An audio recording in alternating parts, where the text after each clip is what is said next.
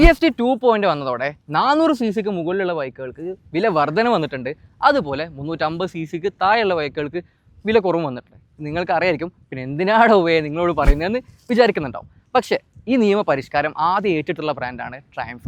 And അവർ ഒരുപാട് പുതിയ ബൈക്കുകൾ ലോഞ്ച് ചെയ്തിട്ടുണ്ട്. അതെ, നിങ്ങൾ വിശ്വസിച്ചാലില്ലെങ്കിലും ഇത് ട്രയംഫിൻ്റെ പുതിയ സ്പീഡ് 400 ആണ്. ആൻഡ് 400 എന്നുള്ള പേരിൽ മാത്രമേ ഉള്ളൂ. ഇതൊരു 350 cc ആണ്. മാറ്റങ്ങൾ എന്തൊക്കെയാണെന്ന് നോക്കിയാലോ. ഞാൻ Nihal Rashid, all my flywheelers, welcome to Flywheel.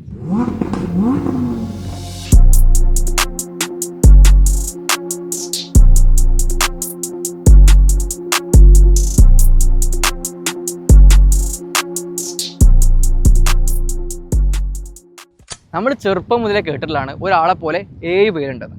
അതുപോലെ ഇപ്പോൾ പുതിയ 400 സീരീസിൽ പേരുകൊണ്ട് മാത്രം 400 ആയിട്ടുള്ള 350 സീരീസിൽ 6 പുതിയ ബൈക്കുകളുണ്ട്. അതെ, ഏതൊക്കെയാണെന്ന് വെച്ചാൽ speed 400, speed T4, ട്രക്സ്റ്റൺ 400, scrambler 400, scrambler 400 XC and ഏറ്റവും പുതിയ ട്രാക്കർ 400. എന്തിനാണ് ഇത്രയധികം ബൈക്കുകൾ, അതും ഓൾറെഡി ക്രൗഡഡ് ആയിട്ടുള്ള 350 cc? ഇത് ഞാൻ ട്രയംഫിനോട് ചോദിച്ചപ്പോൾ അവർ പറയാ, ഞാനല്ലാതെ പിന്നെ ആരാ. ഇനി അധികം താമസിപ്പിക്കാതെ ഡിസൈനിലേക്ക് നോക്കാം.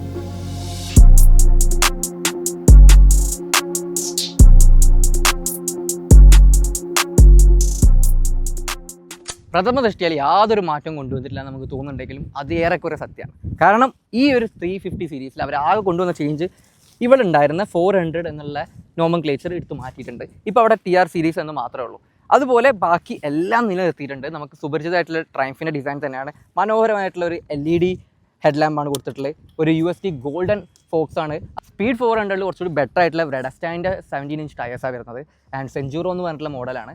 ഇനി ബാക്കി ബൈക്കിലും MRF ഇവർ യൂസ് ചെയ്യുന്നുണ്ട്. പിന്നെ ബാക്കിലേക്ക് വരികയാണെങ്കിലും 17 ഇഞ്ച് കുറച്ചുകൂടി വൈഡർ ആയിട്ടുള്ള ടയേഴ്സാണ്. പിന്നെ എക്സോസ്റ്റ് നോക്കുകയാണെങ്കിൽ ഫുള്ളി ബ്രഷ്ഡ് ആയിട്ടുള്ളൊരു ലുക്കാണ്. നല്ല പ്രീമിയം ക്വാളിറ്റിയാണ്. ആൻഡ് ഒബ്വിയസ്ലി മുന്നത്തെ പോലെ തന്നെ പ്രീമിയം ക്വാളിറ്റി നിർത്തിയിട്ടുണ്ട്. ഈ ട്രയംഫ് ബാഡ്ജ് നിങ്ങൾ ഓൺ ചെയ്യുമ്പോൾ ഏറ്റവും കൂടുതൽ ശ്രദ്ധിക്കുക മറ്റ് ബ്രാൻഡുകളിൽ നിന്ന് ഈ ക്വാളിറ്റിയാണ്. ഫിറ്റ് ആൻഡ് ഫിനിഷിംഗ് ആണ്. ആൻഡ് അതൊക്കെ നമുക്ക് ഈ ബൈക്കിൽ കയറി ഇരിക്കുമ്പോൾ തന്നെ ഫീൽ ചെയ്യും. ഈ അലൂമിനിയം ഹാൻഡിൽ ബാർ ആണെങ്കിലും ആൻഡ് അതുപോലെ തന്നെ ഈ അലൂമിനിയം ബ്രഷ്ഡ് മെറ്റൽ ഫീൽ ആണെങ്കിലും മൊത്തത്തിൽ ഗംഭീര ക്വാളിറ്റിയാണ്. ടാങ്കിലേക്ക് നോക്കുകയാണെങ്കിലും സ്റ്റിക്കേഴ്സാണ്, പക്ഷേ the quality is very good. പിന്നെ ഒരു ഓഫ്സെറ്റ് ആയിട്ടുള്ള ഫ്യൂൽ ഫില്ലർ ക്യാപ്പാണ്. പിന്നെ സീറ്റ്സും അത്യാവശ്യം നല്ല സ്പേഷ്യസ് ആണ്. റൈഡർക്ക് വേണ്ടിയിട്ട് മൂവ് ചെയ്യാനൊക്കെ അത്യാവശ്യം സ്പേസ് ഉണ്ട്. പിന്നെ നോക്കുകയാണെങ്കിൽ റിയർ സീറ്റ്സ് കുറച്ച് ഷോർട്ടറാണ്, ബട്ട് കുഷനിങ് നോക്കുകയാണെങ്കിൽ ഓവറോൾ നല്ല കുഷനിങ് ആണ്. സിറ്റി റൈഡ്സിനും ലോങ് റൈഡ്സിനും ഒരുപോലെ സുഖപ്രദമായിട്ടുള്ള നല്ല കുഷനിങ് കൊടുത്തിട്ടുള്ള ഓവർ സോഫ്റ്റ് അല്ല, ഓവർ ഹാർഡ് അല്ല. ഇനി പുറകു വശത്തേക്ക് വരികയാണെങ്കിൽ ഇവിടെ ട്രയംഫിൻ്റെ ഒരു ബ്രാൻഡിങ് കാണാം. ആൻഡ് ഒരു കുഞ്ഞൻ ട്രയംഫ് ലോഗോ ടെയിൽ ലൈറ്റിനകത്തേക്ക് കാണാം. അറ്റൻഷൻ ടു ഡീറ്റെയിൽ എന്ന് പറയാമല്ലോ. ആൻഡ് എനിക്ക് ഈ പുറകുവശം ഇഷ്ടമാണ്. പിന്നെ ഈ മഡ് ഫ്ലാപ്പ് ഒരു വേറെ ബൈക്കിലൊക്കെ നമ്മൾ കണ്ടിട്ടുള്ളതാണ്. ഒരു റെട്രോ ഡിസൈൻ അത്രത്തോളം കൊണ്ടുപോകുന്നില്ല. പിന്നെ ഈ സാഡി ഗാർഡ് ഉണ്ട്, എന്ത് ചെയ്യാം, നിയമം. ഈ 4 ഇൻഡിക്കേറ്റേഴ്സ് നോക്കുകയാണെങ്കിൽ അതും LED ആണ്. ആൻഡ് ഫ്രോസ്റ്റഡ് ആയിട്ടുള്ളൊരു ഫിനിഷ് കൊടുത്തിട്ടുണ്ട്. കുറച്ച് വാട്ടറും മോയ്സ്ചറൊക്കെ കടക്കുന്നുള്ളൊരു കംപ്ലയിൻറ്റ് മുന്നുണ്ടായിരുന്നു. ഇനി എങ്ങനെയാണെന്ന് അറിയില്ല. ഇനി എർഗണോമിക്സിൻ്റെ ഭാഗത്തേക്ക് നോക്കുകയാണെങ്കിൽ 803 mm ആണ് ഇതിൻ്റെ സീറ്റ് ഹൈറ്റ് വരുന്നത്. അതായത് എന്നെ പോലെ ഒരു ആവറേജ് നിഷ്കളങ്ക ഇന്ത്യൻക്ക് ഫ്ലാറ്റ് ഫുട്ട് ഉണ്ട് ഇപ്പോൾ ഇവിടെ. അതുപോലെ തന്നെ റൈഡേഴ്സ് ട്രയാങ്കിൾ നോക്കുകയാണെങ്കിൽ റിലാക്സ്ഡ് ആയിട്ടുള്ള പൊസിഷനാണ്. ആൻഡ് ഹാൻഡിൽ ബാർ ഇത്രയും മാത്രമേ കമ്മിറ്റഡ് ആയിട്ടുള്ളൂ. അതും ഒരു റിലാക്സ്ഡ് ആയിട്ട് റൈഡാണ്. ഹാൻഡിൽ ബാർ എൻഡിലാണ് നമുക്ക് മിറേഴ്സ് വരുന്നത്. ഇനി കുറച്ച് നമ്പേഴ്സ് നോക്കുകയാണെങ്കിൽ 13 ലിറ്ററാണ് ഇതിൻ്റെ ഫ്യൂൽ ടാങ്ക് വരുന്നത്. പിന്നെ നോക്കുകയാണെങ്കിൽ വെയിറ്റ് 179 kg ആണ്. അതായത് ഭയങ്കരമായിട്ട് ഹെവി ആയിട്ടുള്ള ഒരു മോട്ടോർ സൈക്കിൾ അല്ല. നെക്സ്റ്റ് സെഗ്മെൻ്റ് ആണ് ഫീച്ചേഴ്സിലേക്ക് നോക്കുകയാണെങ്കിൽ ആദ്യം തന്നെ ഈ കീ അത്യാവശ്യം കാണാൻ കൊള്ളാം. ബാക്കിയൊക്കെ നോക്കുകയാണെങ്കിൽ വളരെ ബേസിക് ആയിട്ടുള്ള ഫീച്ചേഴ്സാണ്. ഈ കീ ഇട്ട് നമ്മൾ ടേൺ ചെയ്യുമ്പോൾ തന്നെ ഇതിൻ്റെ ട്രയംഫ് ലോഗോ ഒന്നും ലൈറ്റപ്പ് ആവുന്നില്ല. ബാക്കി ഒരുപാട് ലൈറ്റ്സ് കൊടുത്തിട്ടുണ്ട്. അത്യാവശ്യം ബേസിക് ആയിട്ടുള്ള അനലോഗ് പ്ലസ് ഡിജിറ്റൽ ആയിട്ടുള്ള ഒരു ക്ലസ്റ്ററാണ്. ആൻഡ് അതും ഒരു ബ്ലാക്ക് ആൻഡ് വൈറ്റ് ക്ലസ്റ്റർ തന്നെയാണ് കൊടുത്തിട്ടുള്ള. ഒരു TFT സ്ക്രീനോ അങ്ങനെ മറ്റു കാര്യങ്ങളോ നാവിഗേഷനോ ഒന്നും വരുന്നില്ല.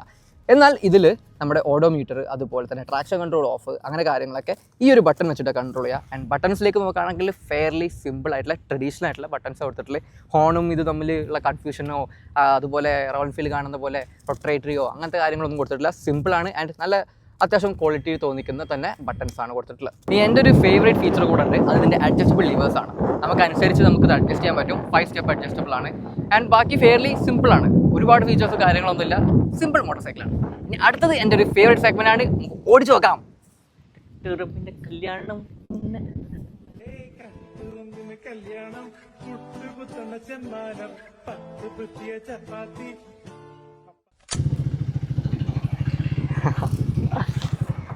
നിങ്ങൾ ഒറ്റ നോക്കുന്ന പോലെ ഞാനും ഈ ബൈക്ക് ഓടിക്കുമ്പോൾ ഇതിൻ്റെ എൻജിനിലേക്കാണ് ക്യൂരിയസ് ആയിട്ട് ശ്രദ്ധ ചലിപ്പിച്ചിട്ടുള്ളത്. കാരണം ഇതിൻ്റെ ചാസി കാര്യങ്ങളൊക്കെ സെയിം ആണ്, അതുപോലെ തന്നെ ഹാൻഡ്ലിങ് സെയിം ആണ്, സസ്പെൻഷൻ സെയിം ആണ്. ആൻഡ് അതൊക്കെ നല്ല കിടൽ സെറ്റപ്പ് തന്നെയാണ്. പിന്നെ നോക്കുമ്പോൾ ഇതിൻ്റെ എഞ്ചിനിലേക്ക് നമ്മൾ 50 cc കുറഞ്ഞിട്ടുണ്ട്.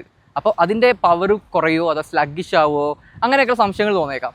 ബട്ട് ഇത് ഓൾറെഡി ഒരു ഷോർട്ട് സ്ട്രോക്ക് ആയിട്ടുള്ള ബൈക്കാണ്. അപ്പോൾ ഇതിൻ്റെ ആ ക്യാരക്ടർ തന്നെയാണ് കൂടിയിട്ടുള്ളത്. കാരണം ഇതിൻ്റെ സ്ട്രോക്ക് വീണ്ടും ഷോർട്ടർ ആയിട്ടുണ്ട്. ആൻഡ് അതോടൊപ്പം തന്നെ ഇതിൻ്റെ കുറച്ച് പവറിലും ഡ്രോപ്പ് വന്നിട്ടുണ്ട്, ടോർക്കിലും ഡ്രോപ്പ് വന്നിട്ടുണ്ട്. അതായത് പവറിലേക്ക് നോക്കുകയാണെങ്കിൽ 3 HP കുറവ് വന്നിട്ടുണ്ട്. മുന്നേ 40 PS ഉണ്ടായിരുന്നത് ഇപ്പോൾ 37 PS ഉള്ളൂ. അതുപോലെ മുന്നേ 37.5 Nm ഉണ്ടായിരുന്നത് ഇപ്പോൾ 32 Nm മാത്രമേ ഉള്ളൂ. ബട്ട് ഇത് നമ്മൾ ഫീൽ ചെയ്യുമോ? ഇല്ല എന്ന് തന്നെ പറയാം. കാരണം ഇതിൻ്റെ ഫ്യൂവലിംഗ് സിസ്റ്റം അവർ കുറച്ച് മാറ്റിയിട്ടുണ്ട്. ആ ഒരു ടൂണിലാണ് ഇവർ അഡ്ജസ്റ്റ് ചെയ്തിട്ടുള്ളത്. ആൻഡ് അതുപോലെ തന്നെ ഇതൊരു 350 cc ഷോർട്ട് സ്ട്രോക്ക് എഞ്ചിൻ ആയതുകൊണ്ട് റവ് ചെയ്യാനൊക്കെ വളരെ ഹാപ്പി ആയിട്ടുള്ളൊരു എഞ്ചിനാണ്. ഒരു 5000 RPM ശേഷം കുറച്ച് വൈബൊക്കെ നമുക്ക് ഫീൽ ചെയ്യുന്നുണ്ട്. ടാങ്കിലും ഹാൻഡിൽ ബാസിലും ഫുഡ് ബൈക്കിലൊക്കെ ഫീൽ ചെയ്യുന്നുണ്ട്. ബട്ട് അത് ഈ വാഹനത്തിൻ്റെ ഒരു ക്യാരക്ടറാണ്. ഒരുപാട് വികാരജീവിയായിട്ടുള്ളൊരു ബൈക്കൊന്നുമല്ല. ആൻഡ് ഇതൊരു ലോങ് സ്ട്രോക്ക് ബൈക്കിൻ്റെ ക്യാരക്ടറേ അല്ല. കാണാനൊക്കെ ഒരു റെട്രോ ക്ലാസിക് തന്നെയാണെങ്കിലും ഇത് മോഡേൺ ആയിട്ടുള്ള ഒരു റെട്രോ സ്വഭാവമാണ് ഇതിനുള്ളത്. അതുകൊണ്ട് തന്നെ ഷോർട്ട് സ്ട്രോക്ക് ആയിട്ടുള്ള ബിഹേവിയർ തന്നെയാണ്. ഇനി അതുകൊണ്ട് നിങ്ങൾക്ക് ഗിയർ പെട്ടെന്ന് മാറ്റേണ്ടി വരുമോ എന്നുള്ളൊരു സംശയം തോന്നും. കാരണം ലോ എൻഡിൽ ടോർക്ക് ഇല്ലാതെ അത്ര ഒരു ബുദ്ധിമുട്ട് വരുന്നില്ല. ഇതിൻ്റെ ഗിയേഴ്സ് എന്തായാലും കുറച്ച് ഷോർട്ടറാണ്. 6 സ്പീഡ് ഗിയേഴ്സ് നല്ല സ്ലിക്കാണ്. അതുപോലെ സ്ലിപ്പർ ക്ലച്ചാണ്, അത്രത്തോളം ഹെവി അല്ല. ഇനി ഹോണ്ട ലെവൽ ഫെദർ ലൈറ്റ് ആണോ എന്ന് ചോദിച്ചു കഴിഞ്ഞാൽ അത് നിങ്ങളെ ഹോണ്ട വഷളാക്കിയിട്ടുള്ളതാണ്. അത്രത്തോളം ലൈറ്റ് മോട്ടോർ സൈക്കിളിൽ മിക്കതിലും വരുന്നില്ല. ഇത് ഇപ്പോഴത്തെ പുതിയ മോഡേൺ ആയിട്ടുള്ള സ്റ്റാൻഡേർഡ് സ്ലിപ്പർ ക്ലച്ചിൻ്റെ അതേ ഒരു ഫീലാണ് തരുന്നത്. ഇനി ഗിയറേക്ക് നോക്കുകയാണെങ്കിൽ ഭയങ്കര സ്ലോട്ടിങ് ഫീഡ്ബാക്ക് ഒന്നും കിട്ടുന്ന ഗിയർ അല്ല. ബട്ട് നല്ലൊരു ഗിയർ സിസ്റ്റം തന്നെ കൊടുത്തിട്ടുള്ളത്. 6 സ്പീഡാണ്. ആൻഡ് ഞാനത് സിറ്റിയിൽ 3rd ഗിയറിൽ വരെ ക്രൂസ് ചെയ്തിട്ടുണ്ടായിരുന്നു. അത് 3rd ഗിയറിൽ നമ്മൾ ക്ലച്ച് റിലീസ് ചെയ്താലും വണ്ടി അങ്ങനെ മൂവ് ചെയ്തുകൊണ്ടിരിക്കും. അത് നോക്ക് ചെയ്യുക, അവിടെ ഓഫ് ആവുക, അങ്ങനത്തെ പ്രശ്നങ്ങളൊന്നും വരുന്നില്ല. 2nd ഗിയർ ആണെങ്കിലും 1st ഗിയർ ആണെങ്കിലും അത്യാവശ്യം നല്ല പുള്ളി വരുന്നവർ തന്നെയാണ്. പെട്ടെന്ന് നമ്മൾ ഡൗൺ ചെയ്യാൻ വേണ്ടി നിർബന്ധിക്കുന്നില്ല. അങ്ങനെ ഗിയറിൻ്റെ ഭാഗത്ത് എനിക്ക് യാതൊരു കംപ്ലയിൻസും ഇല്ല. ആഹാ, അത്ര അടിപൊളിയാണോ? പ്രശ്നങ്ങളൊന്നുമില്ല. എന്നാണ് നിങ്ങൾ ചിന്തിക്കുന്നതെങ്കിൽ ചെറിയ കാര്യങ്ങളുണ്ട്. ഇതൊരു ഡീൽ ബ്രേക്കർ ഒന്നുമല്ല. പക്ഷേ നിങ്ങൾക്ക് അറിഞ്ഞിരിക്കാൻ വേണ്ടി ഞാൻ പറയുകയാണ്. ഇതിൻ്റെ സസ്പെൻഷൻ വരുന്നത് നല്ലൊരു സെറ്റപ്പാണെന്ന് ഞാൻ പറഞ്ഞു. പക്ഷേ ഭയങ്കരമായിട്ടുള്ള സോഫ്റ്റ് സസ്പെൻഷൻ ഒന്നുമല്ല. അങ്ങനെ നോക്കുകയാണെങ്കിൽ കുറച്ചും കൂടി ബെറ്റർ ചോയ്സ് നിങ്ങൾക്ക് സ്ക്രാംബ്ലർ 400 ആയിരിക്കും. എന്നാലും അതും ഒരു ഹെവി അഡ്വഞ്ചർ ബൈക്കിൻ്റെ അത്രയും സോഫ്റ്റ് ഒന്നുമല്ല. ഇത് കുറച്ച് സ്റ്റിഫർ ആയിട്ടുള്ള സാധനം തന്നെയാണ്. അതുകൊണ്ടാണ് ഇതിൻ്റെ ഹാൻഡ്ലിംഗ് ക്യാരക്ടർ കുറച്ച് ബെറ്ററായി നിൽക്കുന്നത്. പിന്നെ നോക്കുകയാണെങ്കിൽ ഇതിൻ്റെ എക്സോസ്റ്റ് നോട്ട് പിന്നെ നോക്കുകയാണെങ്കിൽ കുറച്ച് resting issues first batch users പറഞ്ഞിട്ടുണ്ടായിരുന്നു. ഇപ്പോൾ അത് റിസോൾവ് ആയിട്ടുണ്ടെന്നാണ് ബ്രാൻഡ് ക്ലെയിം ചെയ്യുന്നത്. പിന്നെ കൂടുതൽ ഡീറ്റെയിൽസ് നമുക്ക് അറിയില്ല. അത് ഒരുപാട് ടൈം കഴിഞ്ഞിട്ട് നമുക്കത് അറിയാൻ പറ്റത്തുള്ളൂ. നിങ്ങളൊക്കെ യൂസ് ചെയ്തതിന് ശേഷം നമുക്ക് ആ ഫീഡ്ബാക്ക് തരിക. മിറേഴ്സിൻ്റെ കാര്യത്തിൽ എനിക്ക് അതേ അഭിപ്രായമല്ല. ഇത് ലുക്കിൽ ബെറ്റർ ആണെങ്കിലും ഈ ബാർ ആൻഡ് മിറേഴ്സ് അത്ര വിസിബിലിറ്റിക്ക് ഹെൽപ്പ് ചെയ്യുന്നില്ല. പക്ഷേ ഇവിടെ ഒരു പ്രൊവിഷൻ കാണാവുന്നതാണ്. അപ്പോൾ നിങ്ങൾക്ക് വേണമെങ്കിൽ നോർമലായിട്ടുള്ള മിറേഴ്സ് ഫിറ്റ് ചെയ്തിട്ട് നിങ്ങളുടെ സേഫ്റ്റിയും വിസിബിലിറ്റിയും ഇമ്പ്രൂവ് ചെയ്യാം. പിന്നെ അതുപോലത്തെ നിങ്ങളെ നിന്ന് നമുക്ക് കിട്ടിയിട്ടുള്ള ഒരു ഫീഡ്ബാക്ക് ആയിരുന്നു പഴയ സ്പീഡിന് 2nd ഗിയറിലും 3rd ഗിയറിലും വണ്ടി ഓഫ് ആവുന്ന ഒരു ഇഷ്യൂ വരുന്നുണ്ട്. അതായത് ട്രാഫിക്കിൽ അങ്ങനെ ഓഫ് ആവുക, അല്ലെങ്കിൽ റാൻഡംലി ഓഫ് ആവുക. ഇന്നെന്തായാലും ഞാൻ എൻ്റെ ഈ ഷോർട്ട് ഫസ്റ്റ് റൈഡിൽ അത് ഞാൻ ഫീൽ ചെയ്തിട്ടില്ല. ബട്ട് എനിക്ക് ഒരു കാര്യം ഫീൽ ചെയ്തിട്ടുണ്ട്. ഇതിൻ്റെ സ്റ്റാർട്ടിങ് മോട്ടർ അത്രത്തോളം ഒരു റെസ്പോൺസീവ് അല്ല. ഫസ്റ്റ് നമുക്ക് സ്റ്റാർട്ട് ചെയ്യാനും കുറച്ച് ടൈം എടുക്കുന്നുണ്ട്. ഇടയ്ക്ക് 2-3 വട്ടം സ്റ്റാർട്ട് ആവാത്തൊരു ഇഷ്യൂ ഉണ്ടായിരുന്നു. പിന്നെ ഒന്നും കൂടി ക്രാങ്ക് ചെയ്തപ്പോഴാണ് സ്റ്റാർട്ട് ആയത്. മേ ബി വളരെ പുതിയ ബൈക്കായിരിക്കും. ഫസ്റ്റ് സർവീസ് പോലും കഴിഞ്ഞിട്ടില്ലാത്ത ഒരു ബൈക്കാണിത്. ഇനി ബ്രേക്സിൻ്റെ കാര്യത്തേക്ക് നോക്കുകയാണെങ്കിൽ ഈ സ്പീഡ് 400ൽ സിൻഡേർഡ് ബ്രേക്സ് പാഡ്സാണ് വരുന്നത്. T4ൽ മാത്രമാണ് ഓർഗാനിക് വരുന്നത്.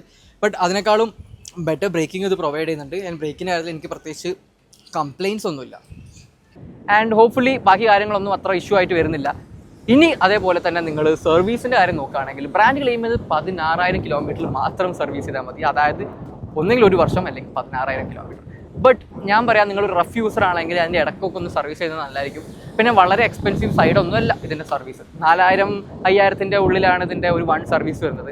മറ്റു ബ്രാൻഡുകൾ വർഷത്തിൽ 2 വട്ടം സർവീസ് ചെയ്യുമ്പോൾ 2,000 ചില്ലറയാണ് നിങ്ങളെ ഈടാക്കുന്നത്. അപ്പോൾ ഏകദേശം സിമിലർ ആയിട്ടുള്ള ഒരു പ്രൈസ് തന്നെയാണ് വരുന്നത്.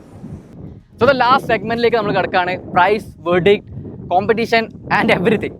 അപ്പോൾ ഇതിലേക്ക് നോക്കുകയാണെങ്കിൽ ഒരു സൈഡിൽ ബ്രിട്ടീഷുകാരുടെ ബൈക്കുകളുണ്ട്, ഒരു സൈഡിൽ അമേരിക്കക്കാരുടെ ബൈക്കുകളുണ്ട്, മറ്റേ സൈഡിൽ നമ്മുടെ കുറച്ച് ഇന്ത്യൻ ബ്രാൻഡുകളുണ്ട്.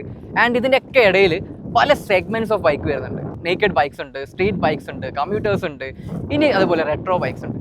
നിങ്ങളാണോ ഇതിൻ്റെ എക്സാക്ട് ബയർ എന്ന് അറിയണമെന്നുണ്ടെങ്കിൽ ഇപ്പോൾ ഒരു പക്കത്തേക്ക് നോക്കുകയാണെങ്കിൽ അഗ്രസീവ് ഡിസൈനും കാര്യങ്ങളായിട്ട് വരുന്ന ഡ്യൂക്ക് 390 നിങ്ങൾക്ക് താല്പര്യപ്പെടുന്നില്ല. അതുപോലത്തെ അഗ്രസീവ് സീറ്റിംഗ് പൊസിഷൻ നിങ്ങൾക്ക് താല്പര്യപ്പെടുന്നില്ല. സോ അത് നിങ്ങളുടെ ഒരു ചോയ്സ് അല്ല. ഇനി അതേപോലെ ഗൊറില്ല പോലെ തന്നെ എക്സ്പ്ലോസീവ് പവർ നിങ്ങൾക്ക് വേണ്ട. കുറച്ചും കൂടി കാമായിട്ടുള്ള ഒരു സിറ്റി ഫ്രണ്ട്ലി ബൈക്കാണ് വേണ്ടത്. അത്രത്തോളം മൈലേജും നിങ്ങൾക്ക് കോംപ്രമൈസ് ചെയ്യേണ്ടെന്നുണ്ടെങ്കിൽ നിങ്ങൾ അതിൻ്റെയും ഒരു ബയർ അല്ല. ഇനി താഴത്തെ സെഗ്മെൻറ്റിലേക്ക് നോക്കുകയാണെങ്കിൽ ക്ലാസിക് 350, 100 350 പോലെ ലോങ് സ്ട്രോക്ക് ബൈക്കിൻ്റെ ക്യാരക്ടർ നിങ്ങളോട് മാച്ച് ആവുന്നില്ല. നിങ്ങൾക്ക് കുറച്ച് ടോപ്പ് സ്പീഡ് കൂടെ വേണം, ഇടയ്ക്കിടയ്ക്ക് ഹൈവേയിൽ പോകുമ്പോൾ ഒന്ന് പിൻ ഡൗൺ ചെയ്തിട്ട് നല്ലൊരു സ്പീഡ് കയറണം എന്നുണ്ടെങ്കിൽ അത് നിങ്ങൾക്ക് പറ്റിയൊരു ബൈക്കല്ല. എന്നാൽ ഇതിൻ്റെയൊക്കെ നടുവിൽ ഒരു മോഡേൺ റെട്രോ ക്ലാസിക് ആയിട്ടുള്ളൊരു ബൈക്കാണ് നമ്മുടെ ട്രയംഫ് സ്പീഡ് 400 എന്ന് പറയുന്നത്. ക്ലാസിക് ലുക്സും എന്നാൽ ഒരുപാട് ഗിസ്മോസ് പോലെ ടി വി എസിലൊക്കെ ഉള്ള പോലെ വെന്റിലേറ്റഡ് സീറ്റോ അങ്ങനെ കാര്യങ്ങളൊന്നുമില്ല. ആവശ്യത്തിനുള്ള ലുക്സ്, ആവശ്യത്തിനുള്ള ഫീച്ചേഴ്സ് ആൻഡ് ബെസ്റ്റ് പാർട്ട് നല്ല premium quality finish, build quality ആയാലും ബാക്കി നമ്മുടെ ഫിറ്റ് ആൻഡ് ഫിനിഷ് നോക്കുകയാണെങ്കിൽ റിലയബിലിറ്റി ഈ പുതിയ എഞ്ചിൻ്റെ കാര്യത്തിൽ നമുക്ക് കുറച്ചുകൂടെ വെയിറ്റ് ചെയ്യേണ്ടി വരും. ഈ മൈലേജിൻ്റെ കാര്യം നോക്കുകയാണെങ്കിലും 450 cc-നേക്കാളും മൈലേജ് പണ്ടേ തരുന്നുണ്ടായിരുന്നു. അതുപോലെ 350 cc-നോട് ഒപ്പം നിൽക്കുന്ന മൈലേജ്, ഡീസൻ്റ് ആയിട്ടുള്ള മൈലേജ് ട്രയംഫ് തരുന്നുണ്ട്. അതുപോലെ തന്നെ ഇപ്പോൾ 350 cc ആയതുകൊണ്ട് ഒരു ബെറ്റർ മൈലേജ് നമ്മൾ എക്സ്പെക്ട് ചെയ്യുന്നുണ്ട്. ഇതിനൊക്കെ കാരണം ബജാജാണ്. അതിൻ്റെ ബജാജ് നമ്മളൊരു ഹ്യൂജ് താങ്ക്സ് തന്നെ പറയണം. കാരണം നമ്മുടെ ഇന്ത്യൻ അഭിമാനം ആയതുകൊണ്ട് മാത്രമൊന്നുമല്ല, ഇന്ത്യക്ക് വേണ്ടിയിട്ട് എക്സ്ക്ലൂസീവ്ലി നിർമ്മിച്ചിട്ടുള്ള ബൈക്കാണ് ഇത്. ഈ 350 cc ഇന്ത്യയിൽ മാത്രമേ വരുന്നുള്ളൂ. പുറത്ത് പറയുകയാണെങ്കിൽ ഇപ്പോഴും പ്രിസൈസ്ലി 398 cc ആണ് വരുന്നത്. കാരണം അവിടെ ഇതുപോലത്തെ നിയമങ്ങളും കാര്യങ്ങളൊന്നുമില്ല. സോ ഇതൊക്കെ ചെയ്തത് വില കുറയ്ക്കാൻ വേണ്ടിയിട്ടാണ്. പക്ഷേ വിലയ്ക്ക് നോക്കുകയാണെങ്കിൽ ഇപ്പോഴും സ്റ്റാർട്ട് ചെയ്യുന്നത് 1,97,000 രൂപയിൽ തന്നെയാണ്. അതായത് speed T4 series same rate തന്നെയാണ് ഇപ്പോഴും ലോഞ്ച് ചെയ്തിരിക്കുന്നത്. പിന്നെ സ്പീഡ് 400 നമ്മളെ കയ്യിലുള്ള ഈ മോട്ടോർ സൈക്കിള് 2,39,000 എന്നുള്ള പ്രൈസിൽ നിന്ന് 2,31,000 രൂപയിലേക്കാണ് കുറച്ചിട്ടുള്ളത്. അതായത് 8,000 രൂപ വരെ കുറച്ചിട്ടുണ്ട്. ഇനി നിങ്ങൾ ത്രക്സ്റ്റൺ, സ്ക്രാംബ്ലർ എന്നീ മോഡലിലേക്കൊക്കെ പോകുമ്പോൾ 20,000 മുതൽ 10,000 രൂപേൻ്റെ മാറ്റം വരെ കാണാം. സോ നിങ്ങൾക്ക് ഒരുപാട് ഓപ്ഷൻസ് ആയിട്ടുണ്ട്. ഇപ്പോഴും മോസ്റ്റ് അഫോർഡബിൾ ആയിട്ടുള്ള ഓപ്ഷൻ റോയൽ എൻഫീൽഡിൻ്റെ തണ്ടർ 350 ആണ്. 1,37,000 ആണ് എക്സ്ഷോറൂം അപ്രോക്സിമേറ്റ്ലി. ഞാൻ അതല്ലാതെ റോയൽ എൻഫീൽഡിൽ നിന്ന് മറ്റു ബൈക്കുകളുണ്ട്, SD ഉണ്ട്, ജാവ ഉണ്ട്, ഹോണ്ട ഉണ്ട്. പിന്നെ ബജാജിൻ്റെ KTM-ൻ്റെയും ബൈക്സ് വരുന്നുണ്ട് പുതിയ 350 cc എഞ്ചിനോട് കൂടി. ഇനി നിങ്ങൾ ഇനി ട്രയംഫ് പറയുന്ന പോലെ ട്രയംഫ് അല്ലാതെ മറ്റാരുണ്ട് എന്നാണോ നിങ്ങളുടെ അഭിപ്രായം എന്ന് താഴെ കമൻസിൽ എഴുതി അറിയിക്കുക. മറ്റേതെങ്കിലും ബൈക്കാണോ അതും താഴെ കമൻസിൽ എഴുതി അറിയിക്കുക. ഏതെങ്കിലും കമ്പാരിസൺ വേണോ അതും താഴെ കമൻസിൽ എഴുതി അറിയിക്കാവുന്നതാണ്. വീഡിയോ ഇഷ്ടപ്പെട്ടാൽ ലൈക്ക് ചെയ്യാൻ മറക്കരുത്, ഷെയർ ചെയ്യാൻ മറക്കരുത്, സബ്സ്ക്രൈബ് ചെയ്യാത്തവർ സബ്സ്ക്രൈബ് ചെയ്യുക എത്ര ഉടനെ. ആൻഡ് എൻ്റെ പേര് Nihal Rashid. Stay safe, enjoy wheeling.